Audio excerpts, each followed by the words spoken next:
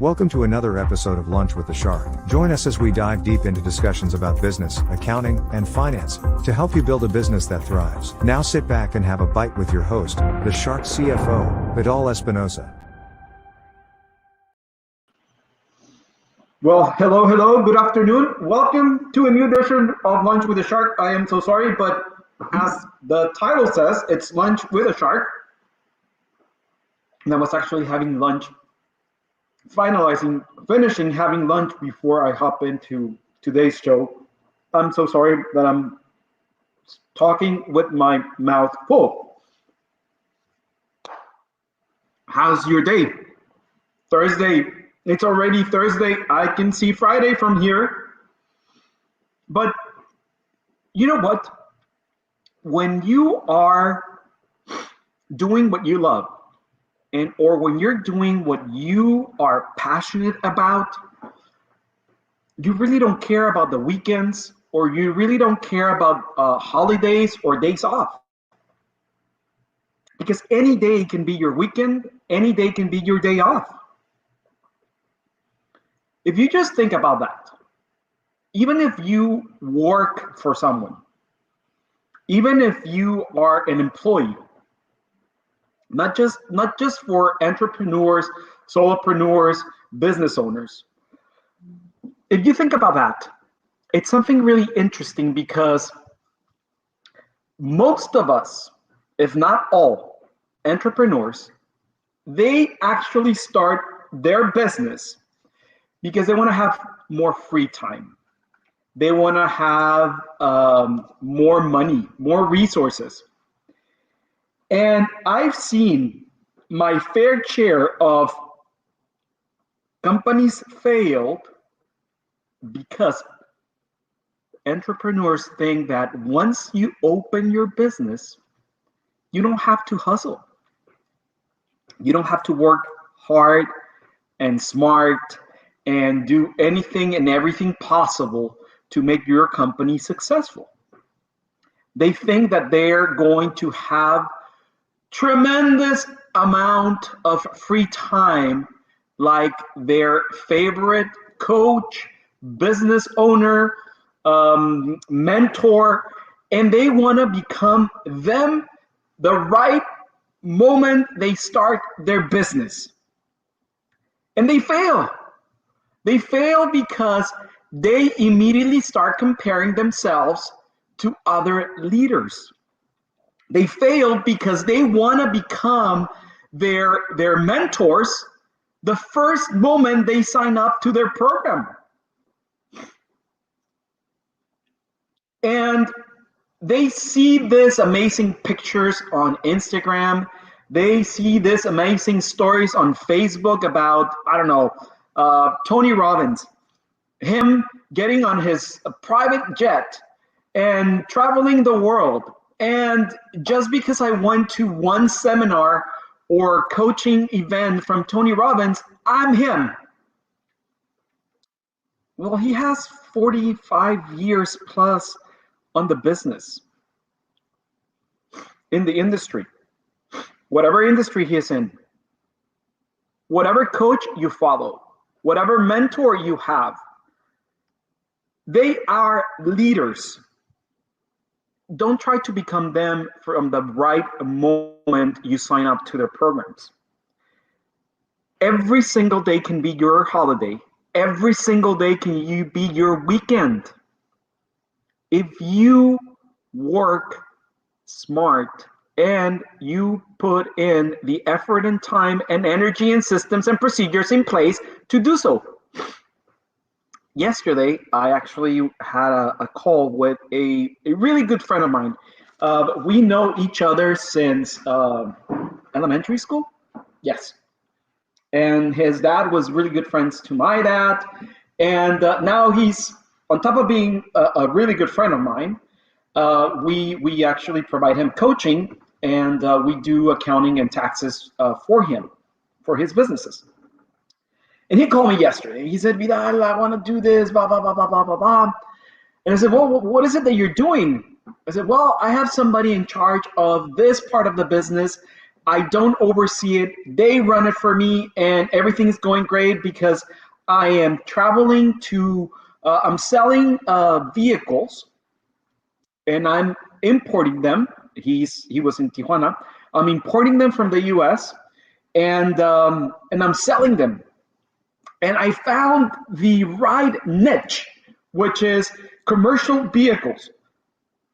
And I'm like, wow, dude, I'm super excited, and I'm really happy that you listened to us and that you found a niche for the used car market, which is an untapped commercial area in Mexico, in the region.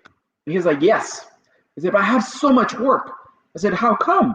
How come you have somebody in place for your other business, which is wholesale, toys in wholesale, and not for this? Oh, because people charge too much, and then I bought a vehicle in, I don't know, somewhere in the middle of nowhere in the U.S., and I drove down there, and then I brought the car here, and I only spend $700.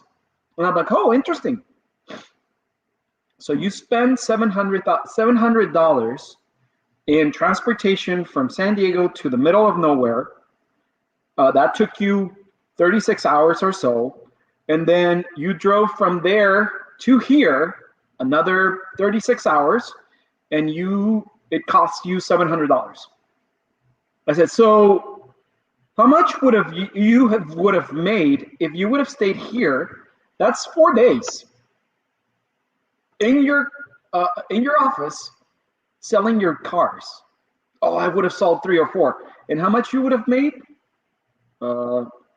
He started making numbers, and I said, dude, you are losing track of the importance or the main objective of you in the company. You are trying to save pennies and losing sight of the dollars. He's like, oh, no, that's not true. No, it is.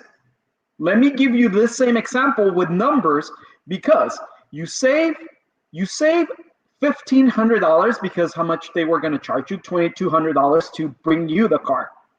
You spend $700, so you save in your mind $1,500, and you spend 4 days of your time. He's like, yeah, that's right. I saved $1,500. Dude, you're not seeing the picture, or you're not listening. You could have sold one vehicle each day for those 4 days. You could have made $10,000 in profit. So how much did you really save with that mindset? How much do you really save in this exercise of you trying to save $1,500? Oh, I say $1,500. Dude, you're not listening. Look at the bigger picture. That's what leaders do. You actually lost $8,500. So I had to explain to him, and we did a little exercise, and he's like, oh yeah, you're right. That's gonna change in the next few months. Dude, I just wonder how much you've lost. Oh, but just in the scope of where I was 2-3 years ago right now, well, you're still the same place, just with a little bit more money. You're working hard, not smart. You're trying to save and hold as much as possible, and you're letting go more than when you're holding. Do you want to be busy? Go ahead. Go 4 days of your life away from your family, your kids, your wife, your husband, whatever it is, and go ahead. 4 days to save $1,500. Is that what you want? As leaders, We can't do that. We cannot. Over the past years, I've learned that when it comes to leadership, nothing beats authenticity. Really, you must be authentic. You must be yourself. In my perspective has changed about what a great leader looks like. And I believe there are 5 qualities all great leaders have in common. Whomever you follow, whomever you admire, that's a leader, some way, somehow. All of them have these great qualities. Even if you don't like them, they have them. Let's start by the first quality that each leader or common leaders have.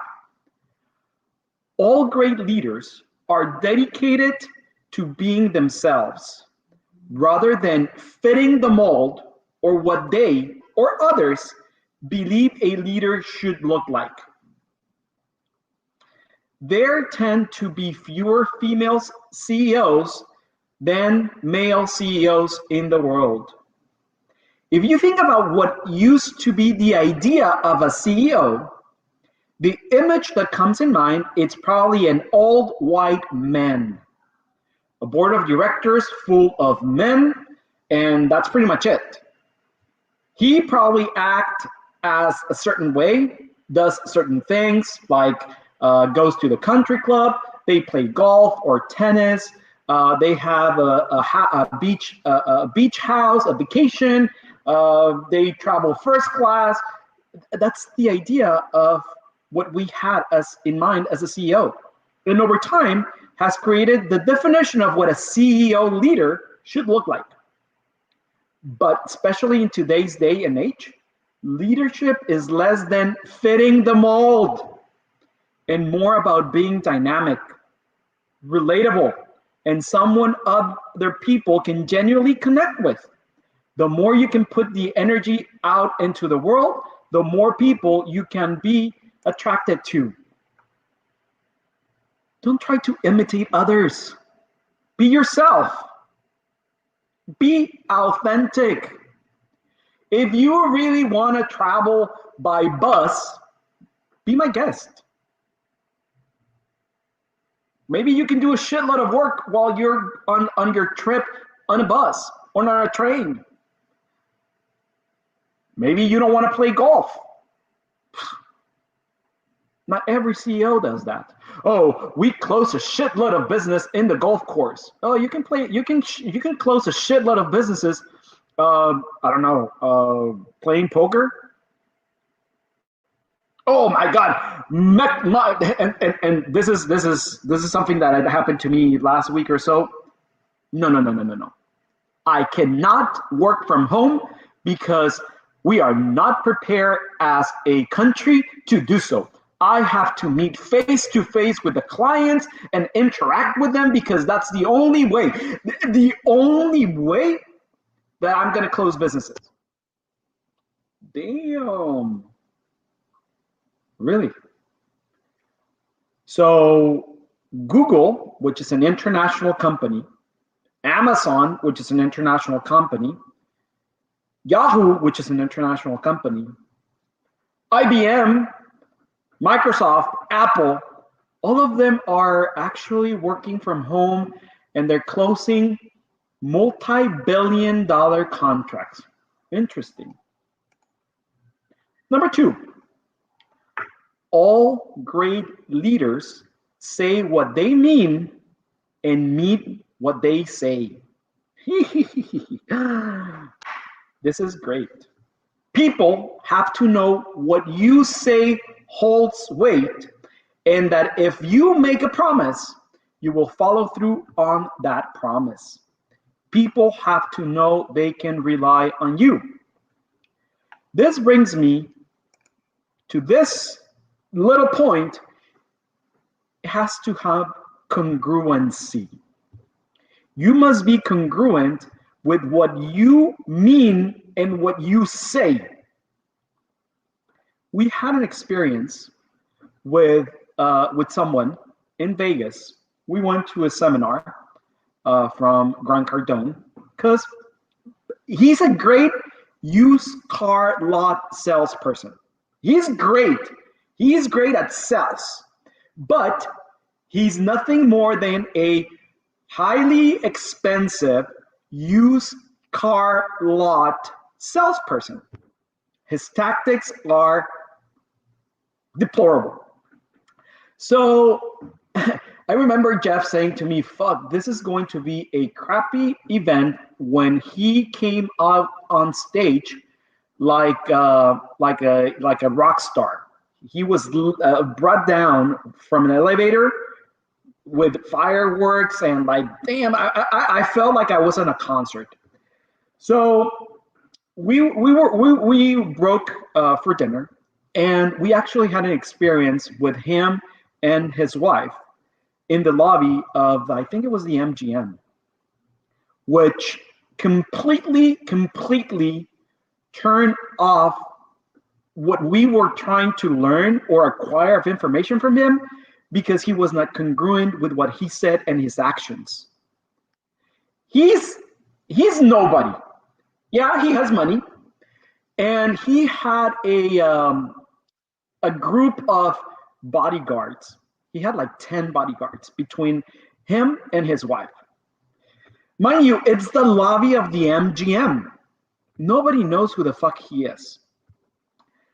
Well, we see this group of like 10, 15 people walking like a beehive.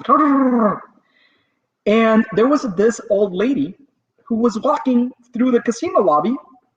Dude, do you think that they move so this lady can pass? No, they actually threw her down the floor. They went through, and neither of them nor their security detail were to pick up the lady. I was like, what the fuck? You're no one. Yes, you might have a shitload of money that you borrow from other people, and you need that? No, you don't. Be congruent. Even in small actions in your company, people look up to you. Congruency must always triumph. Number 3, all great leaders can constantly make the right decisions in timely fashion. You don't always have the luxury of thinking indefinitely about how to solve a problem. And most of the times, we don't have all the information we'll like to have, but still have to move ahead.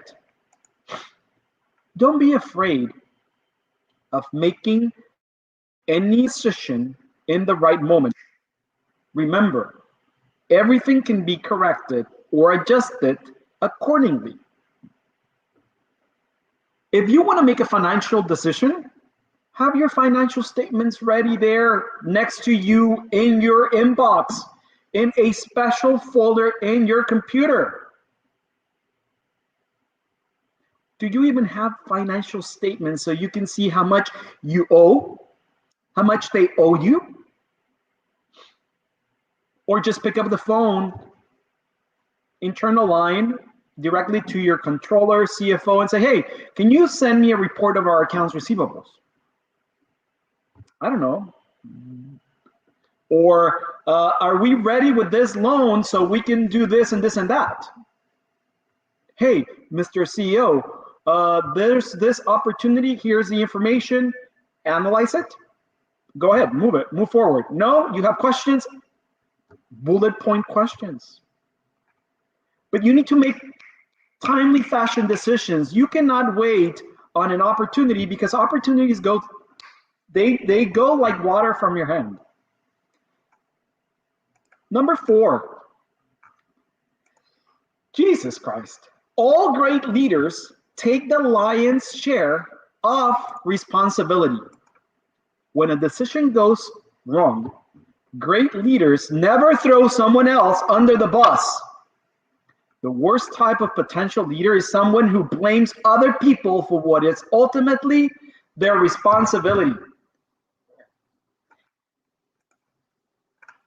You never throw somebody else under the bus for something that goes wrong. Ultimately, you are the sole responsible of any actions that your team or you take or make. It's your company. They're following your vision. Remember, they're following your focus. Remember, if they don't know your vision, whose problem is it? Theirs or yours? There's a reason why they don't know your vision. Is it posted? Do they have it for breakfast, lunch, and dinner? Is it engraved and embedded into the culture of the company? So ultimately, who holds responsibility here? You or your team? I don't know. You answer that. And I'm talking about your company. Who holds the ultimate responsibility in your company? Oh, but that's why I pay them from.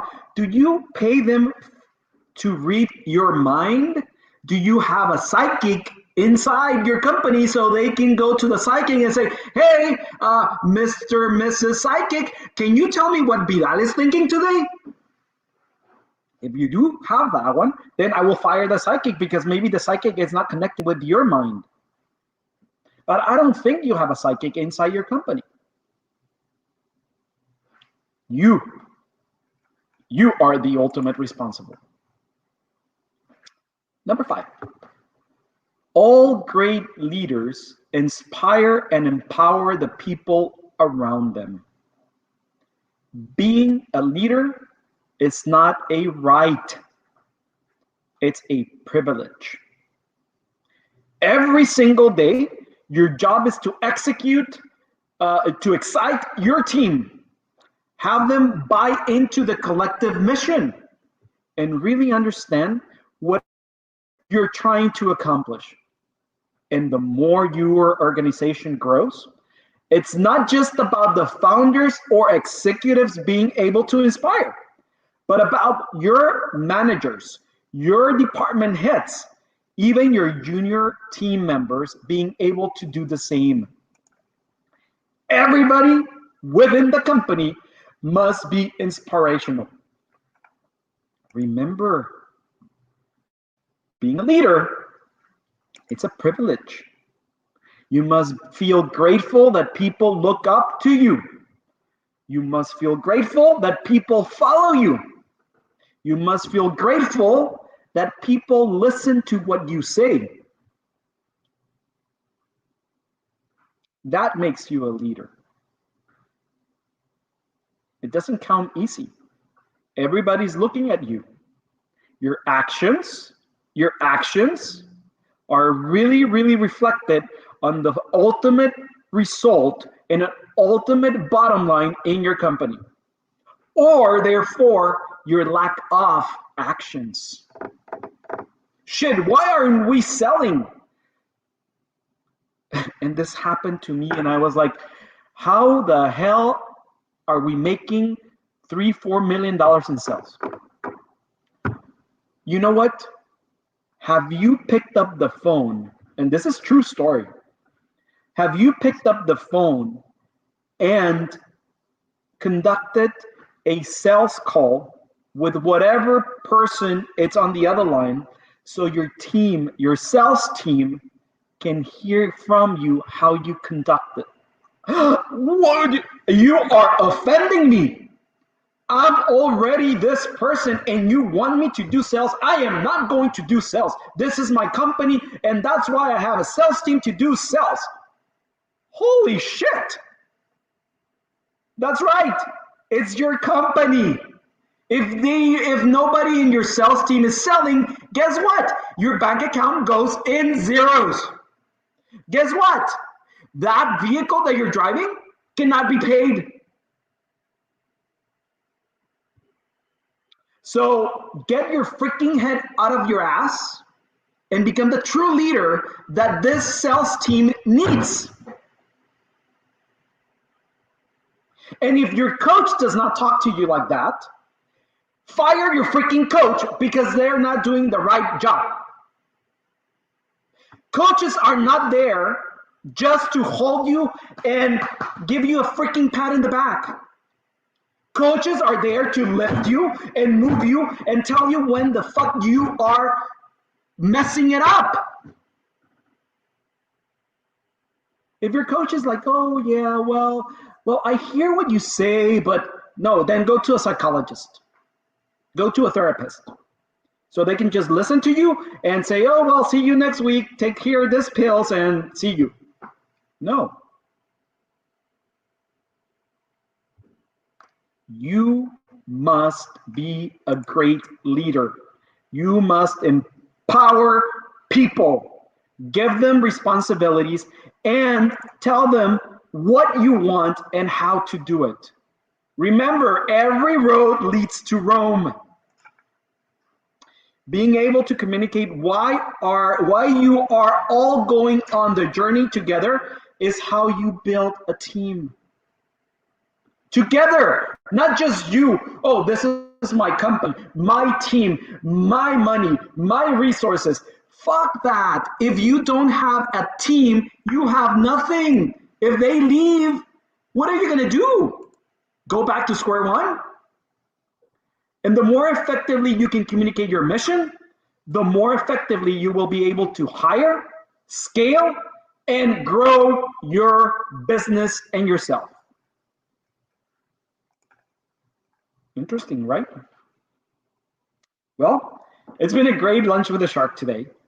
We're going to end up today's show with a quote from Reid Hoffman. He is LinkedIn co-founder. And he said, before dreaming about the future or making plans, you need to articulate what you already have going for you, as entrepreneurs do. Think about this. Articulate what you already have going for you. Interesting. See you tomorrow. It's been great seeing you today. Bon appetit. Ciao. Thank you for listening to Lunch with a Shark. If you would like to set up a consultation with the Shark CFO, Vidal Espinosa, visit his website www.invictus-advisors.com and don't forget to subscribe on Facebook, Instagram, YouTube, Twitter, and LinkedIn.